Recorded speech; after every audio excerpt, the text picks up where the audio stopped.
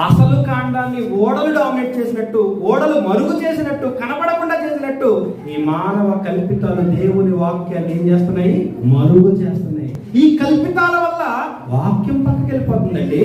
ఆ వాక్యం ఏంటనుకుంటున్నారు? మన ఆత్మల్ని రక్షించే వాక్యం. 1:21 యాకోబు పత్రిక, లోపల నాటబడి మీ ఆత్మలను రక్షించుటకు శక్తి కలిగిన వాక్యము.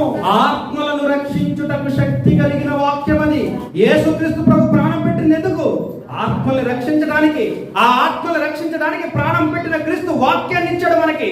ఆ వాక్యాన్ని బట్టి మీరందరూ మారు మనస్సు పొందాలి. మారు మనస్సు పొంది రక్షణ పొందాలి.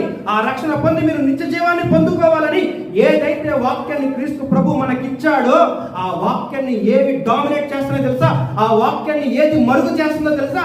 మానవులు కల్పించిన ఆచారాలు. ఈ బాధ నీకు అర్థం కాకపోవచ్చు.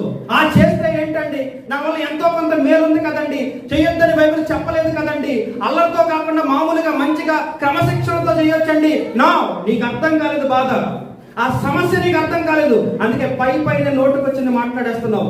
అసలు బాధ అర్థమైతే, దేవునికి ఉండే గాయం నీకు అర్థమైతే నువ్వు అలా మాట్లాడవు.